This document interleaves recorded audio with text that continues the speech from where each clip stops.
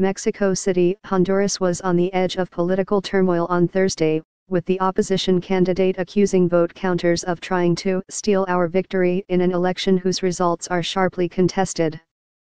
The candidate, Salvador Nasser Allah, said Wednesday that he would not accept the count of the country's electoral commission, whose computer tally showed that President Juan Orlando Hernández had closed a gap that initially put Mr.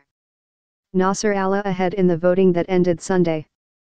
Mr. Nasrallah's statement that he would not accept the count represented an about-face from a letter he had signed a few hours earlier along with Mr.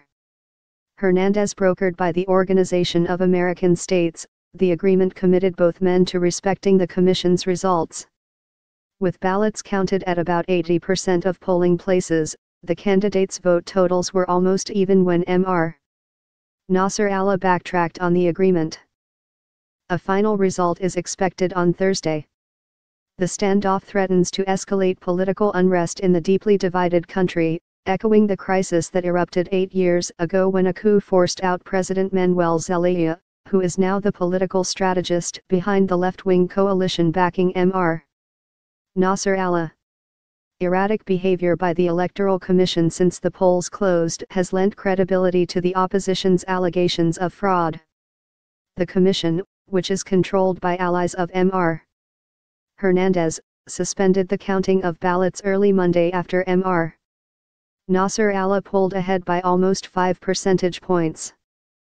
Counting resumed a day and a half later, on Tuesday afternoon, and the gap steadily began to close.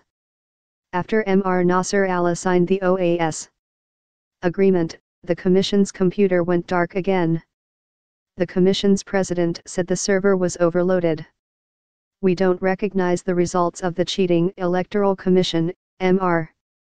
Nasser Allah, 64, said at a news conference as supporters cheered.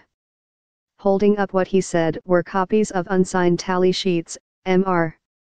Nasser Allah, a former sportscaster, said, "They are taking us for fools, and they want to steal our victory." Mr. Nasrallah's early lead in the election was a surprise. As president, the conservative Mr. Hernández, 49, had established control over all the branches of government, including the Electoral Commission. His hand-picked Supreme Court lifted the Constitution's ironclad presidential term limit, and his allies in the media assured largely favorable coverage. This week's political unrest comes as Honduras grapples with stubbornly high poverty, drug gangs, and one of the world's worst murder rates. Mr. Hernández had built-in advantages going into the election, with the line blurred between benefits offered by government social programs and his national party. And despite limits on campaign spending, a report by monitors from the European Union found that the president accounted for almost 2/3 of political advertising spending.